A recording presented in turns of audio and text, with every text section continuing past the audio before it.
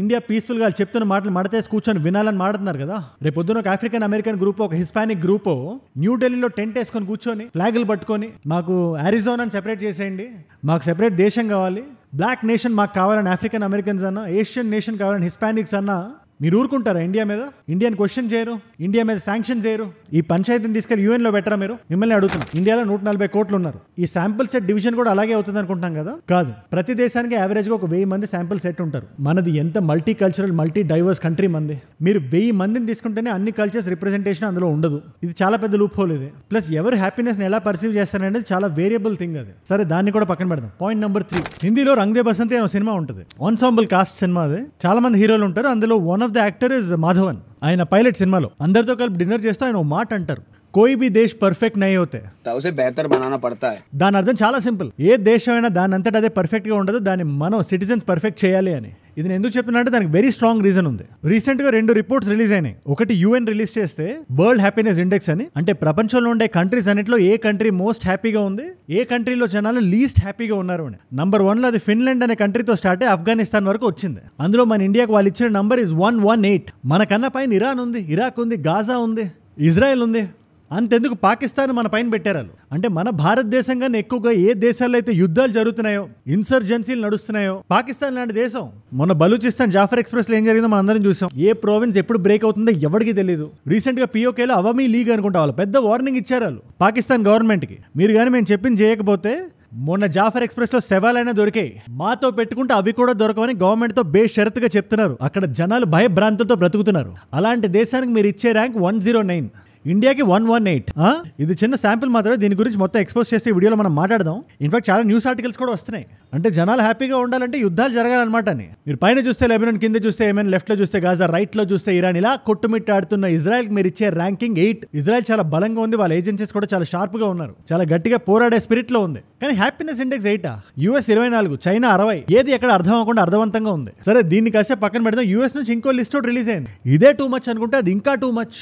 US department of state every year ఒక annual report release చేస్తుంది. దాని పేరు చాలా వైవిధ్యభరితంగా పెట్టారు. United states annual report on international religious freedom. అందరికీ అర్థమయ్యేలా చెప్తా. ఏ దేశంలో ఎంత రిలీజియస్ ఫ్రీడమ్ ఆ దేశపు గవర్నమెంట్ వాళ్ళ ప్రజలకు ఇస్తుంది, ఏ దేశంలో ఏ మతమైనా ఎవరైనా ఎంత ఈజీగా ఫాలో అవ్వచ్చు అనే భరోసాని, ధైర్యాన్ని, ఫ్రీడమ్ ని గవర్నమెంట్ ప్రజలకు ఇస్తుందా లేదా అని చూసే మెట్రిక్ యొక్క లిస్ట్ ఇది. ఇది ఎంత కామెడీగా ఉంటుందంటే యుఎస్ ఇండియాతో ఉంటది. ఈ రిపోర్ట్ తయారు చేసిన వాళ్ళు యుఎస్ గవర్నమెంట్ చెప్తున్నారు, కంట్రీ ఆఫ్ పర్టికులర్ కన్సర్న్ అని ఉంటుంది ఒకటి, సిపిసి అని. అంటే యుఎస్ ఈ దేశాల మీద నిఘా పెట్టి వీళ్ళతో జాగ్రత్తగా మనం ఉండాలి అనే కంట్రీస్ ని కంట్రీస్ ఆఫ్ పర్టికులర్ కన్సర్న్ అంటారు. అందులో ఇరాక్, ఇరాన్, ఈ పాకిస్తాన్ ఇలాంటి కంట్రీస్ ఉంటాయి. ఆ దేశాల్లోకి మీరు ఇండియన్ కూడా చేర్చేయాలని చెప్పి వాళ్ళు ప్రపోజ్ చేస్తున్నారు. అఫ్ కోర్స్ దీనికి Indian government ministry of external affairs చాలా గట్టిగా వాషింగ్టన్ కి అద్దం పెట్టి చూపించేలా, వైట్ హౌస్ లో రీసౌండ్ వచ్చేలా ఒక ఆన్సర్ చెప్పింది. దాని గురించి వీడియోలో నేను మాట్లాడదాం అనుకుంటున్నాను. నాకు వ్యూస్ కోసం వీడియోలు చేయడం కన్నా ఇలాంటి వీడియోస్ చేయడంలో అసలైన కిక్ ఉంటుంది. ఆ 2 రిపోర్ట్స్ ని ఎక్స్పోజ్ చేద్దాం, ప్రతిదీ సైంటిఫిక్ గానే మాట్లాడదాం. ఇండియా ఇచ్చిన ఆన్సర్ గురించి కూడా మీతో చెప్తా. అండ్ ఇలాంటి ఇంపార్టెంట్ వీడియో మన లోకల్ గా జరిగే ఇష్యూస్ నుంచి అంతర్జాతీయంగా జరిగే ప్రతి ఇష్యూని అందరికీ అర్థమయ్యే విధంగా 10-15 నిమిషాల్లో చేసి మీ ముందు పెట్టేస్తాం. చాలా మంది కొత్త వాళ్ళకి వీడియో రీచ్ అవుతుంది కాబట్టి నేను వీడియో పెట్టగానే మీ దాకా రావాలంటే కింద కనబడే సబ్స్క్రైబ్ బటన్ నొక్కి పెట్టుకోండి. సబ్స్క్రైబ్ చేశారుగా, డన్. ముందుగా ఇంటర్నేషనల్ రిలీజియస్ ఫ్రీడమ్ రిపోర్ట్ గురించి మాట్లాడదాం. వాళ్ళు ఇండియా కోసం 3 పేజీలు కేటాయించారు. వాళ్ళు చెప్పిన పాయింట్లన్నీ ఒక్కొక్కటిగా ముందు చెప్పేస్తా, జాగ్రత్తగా వినండి. పాయింట్ నెంబర్ 1, 2024లో మైనారిటీస్ పట్ల జరిగే హేట్ క్రైమ్స్ ఏవైతే ఉన్నాయో అవి చాలా పెరిగిపోయాయని. ఇలాంటి రిపోర్ట్స్ జనరల్ గా మన పార్టీస్ టార్గెట్ చేయకూడదు. అది భారతీయ జనతా పార్టీ అయినా, కాంగ్రెస్ పార్టీ అయినా, ఏ పార్టీ అయినా కూడా మన పార్టీ పేరు పెట్టి స్పెసిఫిక్ గా పొలిటికల్ వెండేటా పెట్టుకొని రాసినట్టు రూలింగ్ పార్టీ పేరు రాసి మరి డైరెక్ట్ గా నరేంద్ర మోడీ గారి పేరు రాసి యుఎస్ రిపోర్ట్. మీలో కొంతమందికి మోడీ గారు అంటే ఇష్టం ఉండొచ్చు, ఇష్టం లేకపోవచ్చు. రాహుల్ గాంధీ గారు అంటే ఇష్టం ఉండొచ్చు, లేకపోవచ్చు. బట్ అది ఏదున్నా మనలో మన డెమోక్రటిక్ మీన్స్ లో తెలుసుకోవాల్సిన విషయం అది. అంతేగాని వాళ్ళు ఎవరు రాయడానికి? మన అయోధ్యలో మనం కట్టుకున్న మన శ్రీరాముడి మందిరం గురించి చాలా మాట్లాడుతున్నారు. దానివల్ల 6 స్టేట్స్ లో హేట్ క్రైమ్స్ పెరిగిపోయాయని. అందులో ఉత్తరప్రదేశ్, ఉత్తరాఖండ్, ఛత్తీస్గఢ్ నుండి రాజస్థాన్, గుజరాత్, మణిపూర్ దాకా ప్రతి స్టేట్ పేరాలు రాసి అందులో 5 స్టేట్లు బీజేపీ రూల్డ్. అగైన్ నేను బీజేపీ స్పెసిఫిక్ ఎందుకు అంటున్నానంటే పార్టీ ఏదైనా అవ్వచ్చు, రూలింగ్ పార్టీ కాంగ్రెస్ పార్టీ కూడా అవ్వచ్చు. బట్ ఇక్కడ పొలిటికల్ ఇన్స్టెబిలిటీని క్రియేట్ చేయడానికి వేరే దేశం వాడు, వేరే గవర్నమెంట్ వాడు మాట్లాడకూడదు. అది ఎథికల్లీ రాంగ్. అది మన రీసెర్చ్ అండ్ అనాలిసిస్ వింగ్ ని, మన రా ని వాళ్ళు క్వశ్చన్ చేస్తున్నారు. ఇక్కడ 6 సెపరేటిస్టులు ఎవరైతే యూఎస్ లో, కెనడాలో ఉన్నారో, ఇది జస్టిన్ ట్రూడో చెప్పిన కదే, దాన్ని మళ్ళీ రీసైకిల్ చేసి మనకే పెడుతున్నారు. ఏది ఇక్కడ సిక్కులు ఉన్నారు, మా దగ్గర ఎవరైతే ఖాళిస్తాన్ ఫ్లాగులు పట్టుకునే సిక్కులు ఉన్నారో వాళ్ళ మీద రా ప్లానింగ్ చేస్తుందని. వాళ్ళ దగ్గర ఎటువంటి ఎవిడెన్స్ లేదు. సో దీనికి రా చాలా పెద్ద కారణం అని చెప్తున్నారు. ఇన్ఫాక్ట్ మన ఆర్గనైజేషన్ మీద వాళ్ళు శాంక్షన్స్ వేద్దామని మాట్లాడుతున్నారు. ఇది నంబర్ 1. మనం పాయింట్ టు పాయింట్ ఆన్సర్ చెప్పుకొని మరి వెళ్దాం. అసలు మన రా అక్కడ ఏదైనా చేసిందా లేదా ఇమ్మెటీరియల్ దాన్ని పక్కన పెడదాం. ఇది ఎంత ఐరానిక్ గా లేదు, ఇది మీకే కామెడీగా లేదా? ఇప్పుడు యుఎస్ వాళ్ళ దేశానికి ఏదైనా ప్రాబ్లం ఉండొచ్చు అనే ఒక చిన్న థాట్ ఉన్నా కూడా ఆ దేశంలోకి మిలిటరీని డిప్లాయ్ చేసి సంవత్సరాలు అక్కడ ఉంచేసి కుదిరితే అక్కడ గవర్నమెంట్ ఓవర్ టర్న్ చేసి 2003లో ఇరాక్ లో ఏం జరిగిందో మనం చూసాం. వాళ్ళకి డౌట్ ఉంది సద్దాం హుస్సేన్ మీద, వెపన్స్ ఆఫ్ మాస్ డిస్ట్రక్షన్ ఆయన దగ్గర ఉన్నాయేమో అని. ఇరాక్ ని ఇన్వైడ్ చేశారు, అక్కడ గవర్నమెంట్ ఓవర్ త్రో చేశారు, కొన్ని సంవత్సరాలు అక్కడ ఉండిపోయారు.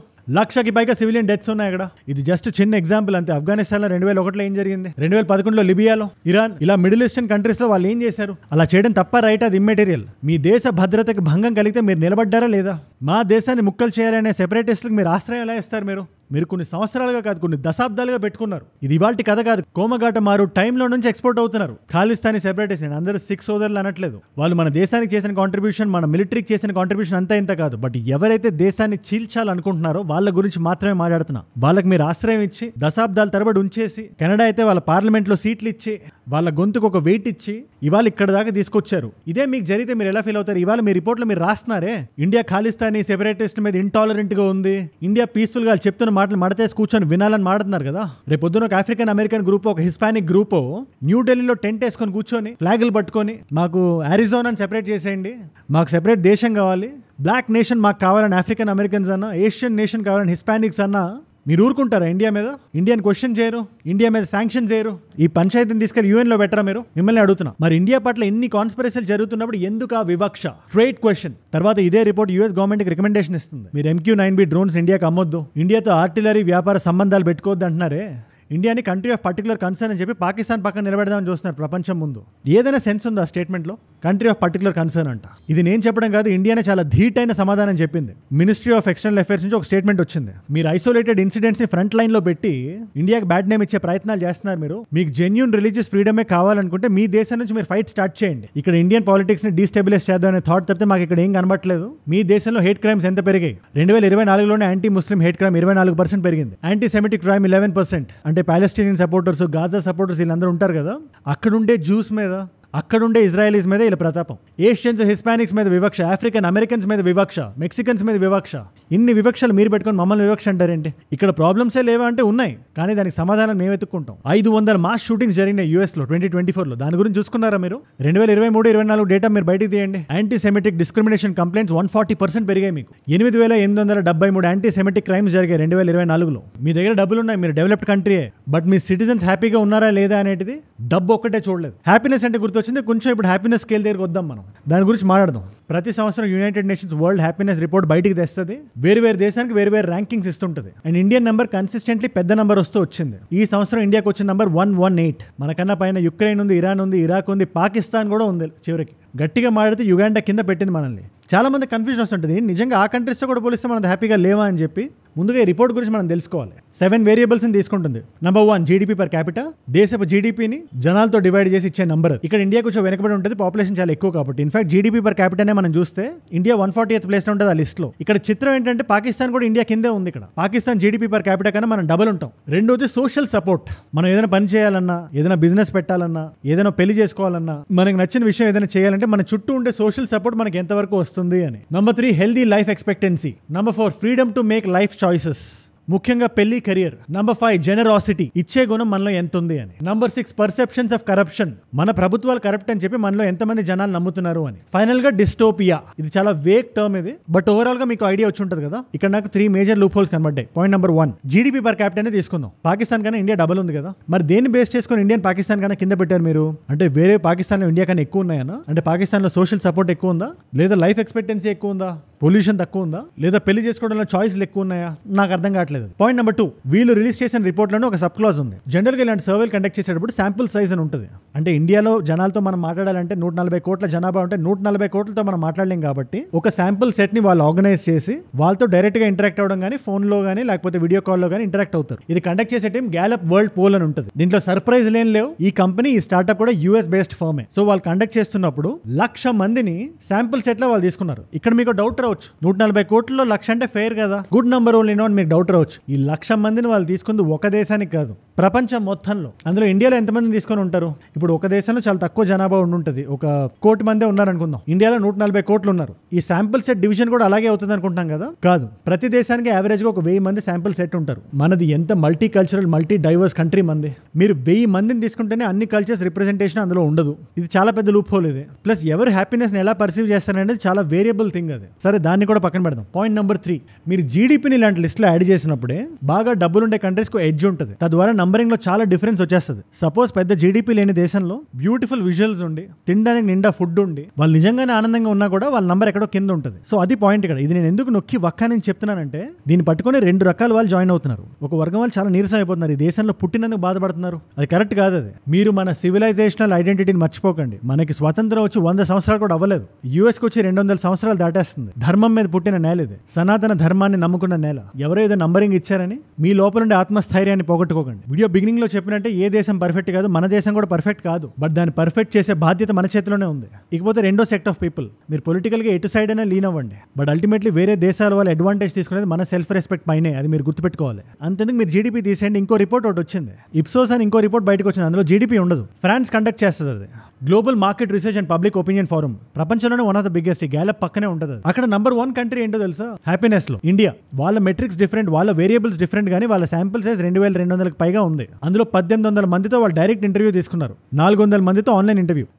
ఇక్కడ కూడా శాంపుల్ సైజ్ తక్కువే. దీన్ని కూడా నేను నిజమని నమ్మను. We have a long way to go happiness కి సంబంధించి లేదా డెవలప్మెంట్ కి సంబంధించి. బట్ ఖచ్చితంగా 118th పొజిషన్ అయితే కాదు. ఫస్ట్ ప్లేస్ అనేది ఎంత ఇన్కరెక్టో 118th కూడా అంతే. నిజం మధ్యలో ఎక్కడో ఉంది. అండ్ భారతదేశ ఎదుగుదల అనేది నీ చేతిలో నా చేతిలో ఉంది. మన భారతదేశం సుజలాం సుఫలాం మలయజ శీతలాం. మన దగ్గర ఉండే నీళ్లు, మన దగ్గర ఉండే ఫుడ్, మన దగ్గర ఉండే మౌంటైన్స్, అందులో ఉండే కూల్ బ్రీజ్ ఏదైతే ఉందో అదే మన భారతదేశం. అందుకే వీడియో బిగినింగ్ లో చెప్పిన మాటే మళ్ళీ చెప్తున్నా, కోయి బి దేశ్ పర్ఫెక్ట్ నహీ హోతే, ఉసే బెహతర్ బనానా పడతా హై. ఈ రిపోర్ట్స్ మీరు చూశారు, ఈ రిపోర్ట్స్ గురించి మీరు విన్నారు కాబట్టి మీ ఎంటైర్ ఒపీనియన్ ఏంటి? యూఎస్ ఇండియన్ పాలిటిక్స్ లో తల దూర్చడం మీద, యుఎన్ రిలీజ్ చేసిన హ్యాపీనెస్ రిపోర్ట్ మీద మీరు ఏం ఫీల్ అవుతున్నా నిర్భయంగా కింద కామెంట్స్ లో రాయండి. దీన్ని ఒక డిస్కషన్ ఫోరం లో పెడదాం. ఏజుడ్ అంటే నా మాట ఒకటే కాదు, నీ మాట కూడా కలిస్తేనే ఏజుడ్. అలాగే మనందరం కలిస్తేనే ఈ భారతదేశం. అందులో నీ గొంతు కూడా ఒక భాగం అయి ఉండాలి. Make sure you're right. And ఒక ఇంపార్టెంట్ అనౌన్స్మెంట్ ఉంది. మన డైలీ వీడియోస్ ఏవైతే ఉంటాయో అవి సండే కూడా ఆగవు. మీకు తెలుసా విషయం? సండే మెంబర్షిప్ వీడియో ఉండడం వల్ల ఈ డైలీ వీడియో రాదేమో అని మీలో చాలా మంది అనుకుంటున్నారు. మీరు మెంబర్షిప్ తీసుకున్నా తీసుకోకపోయినా నా డైలీ వీడియో మీ దాకా వస్తుంది. సండే నా వీడియో వస్తుంది. అది కాకుండా ఒక ఎక్స్ట్రా వీడియోనే మెంబర్షిప్ లో ఉండేది. సో నా వీడియోస్ అన్ని చూసి ఇంకా ఎక్స్ట్రా ఏదైనా కావాలనుకునే వాళ్ళకి మాత్రమే మెంబర్షిప్. మిగతా వాళ్ళందరికీ నా డైలీ వీడియోస్ ఉంటాయి. అది కూడా యూట్యూబ్ టీమ్ రికమెండేషన్ తోనే మెంబర్షిప్స్ ఓపెన్ చేశాను నేను. వాళ్ళే నన్ను చేయమని అడిగారు. మీకు ఇంత గ్రోత్ ఉంది కదా, మెంబర్షిప్స్ కూడా ఓపెన్ చేయండి, 1000 రూపాయలు 2000 పెట్టండి అన్నారు. But I don't want to do that. అందరికీ అందుబాటులోనే ప్రైస్ పెడుతున్నా. అది కూడా అందరికీ కాదు, ఎవరికైతే ఇష్టమో వాళ్ళకి మాత్రమే. వారం మొత్తం జరిగే న్యూస్ అప్డేట్స్ ని 10-15 మినిట్స్ మీ ముందు పెట్టేస్తాం. అండ్ మీరు ఇక్కడ దాకా నా వీడియోలో వచ్చారంటే నా వీడియోస్ మిమ్మల్ని లాక్కట్టుకుంటే నాకు వాల్యూ పొందుతున్నారు. Thank you so much for that.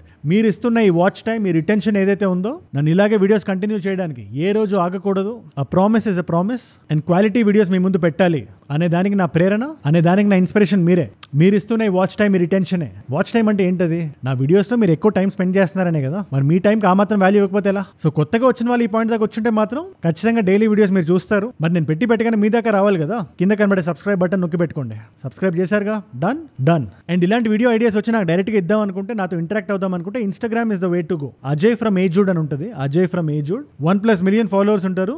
You should be easily be able to find me. రెండు వచ్చేసేయండి, అక్కడ కూడా మాట్లాడదాం. అండ్ ఇవాళ నుంచి ప్రతిరోజు ఒక క్వశ్చన్ అడదాం అనుకుంటా. దాని ఆన్సర్ నా ఇన్స్టాగ్రామ్ లో పెడతాను. ఇవాళ క్వశ్చన్, ఆపరేషన్ బ్లూ స్టార్ అనే ఆపరేషన్ ఇందిరాగాంధీ గారు కండక్ట్ చేశారు 6 మీద. ఇన్ఫాక్ట్ ఈ ఆపరేషన్ అంతా అయిపోయిన తర్వాత ఆవిడ అసాసినేషన్ జరిగింది. ఈ ఖాళిస్తానీ మూవ్మెంట్ ఇంకా స్ట్రాంగ్ అయిపోయింది. ఈ ఆపరేషన్ బ్లూ స్టార్ జరిగింది ఏ ఇయర్ లో? Option 1 1978, option 2 1981, option 3 1992, option 4 1984. దీని కరెక్ట్ ఆన్సర్ ఈ వీడియో చూసిన టైం నా ఇన్స్టాగ్రామ్ లో ఉంటుంది. క్విక్ గా వచ్చి చూసేయండి, మీ జనరల్ నాలెడ్జ్ కూడా పెరుగుతుంది. Come let's connect. There also అక్కడ ఇలాంటి వీడియోస్ ని రీల్స్ లో కూడా చూడొచ్చు, నాతో ఇంటరాక్ట్ కూడా అవ్వచ్చు. అండ్ మీకోసం 2 కాంప్లిమెంటరీ వీడియోస్ పెడతాను. ఈ పర్టికులర్ వీడియో ఇది యూఎస్ కి ఇరాన్ కి మధ్య జరుగుతున్న ఒక యుద్ధం మీద. ఇన్ఫాక్ట్ ఇరాన్ ఒక సీక్రెట్ అండర్ గ్రౌండ్ మిజైల్ సిటీని కూడా వీడియో రిలీజ్ చేసి మరి చూపించింది యూఎస్ కి. ఇదిగో నేను ఇది రెడీ చేస్తానని. దాని గురించి ఒక వీడియో చాలా క్లియర్ గా చేస్తే జియో పాలిటిక్స్ ఇష్టం ఉండే వాళ్ళకి అది క్రేజీగా అనిపిస్తుంది. ఆ పర్టికులర్ వీడియో ఇక్కడ ఉంది. లేదా పాస్టర్ ప్రవీణ్ పగడాల గారి ఇన్సిడెంట్ గురించి మాట్లాడమని మీలో చాలా మంది అడిగారు. నేను దాని మీద రియాక్ట్ అయిన ఒక వీడియో చేశాను. మీకు ఏమాత్రం డౌట్ ఉన్నా, దాని గురించి ఏమాత్రం తెలుసుకోవాలన్నా ఆ పర్టికులర్ వీడియో ఇక్కడ ఉంది. మీకు ఏ వీడియో ఇంట్రెస్ట్ ఉంటే ఆ వీడియో చూడండి. అండ్ నేను మిమ్మల్ని మళ్ళీ రేపు కలుస్తా. మనందరం కలిసి పెరగాలి, కలిసి ఎదగాలి. Let us all grow together. Let us all rise together. Rise above political instability. Rise above political inferiority. Rise above hate. ఏజుడ్ అంటే మనం. జై హింద్, జై భారత్, జై ఆంజనేయ, ఓం నమః శివాయ.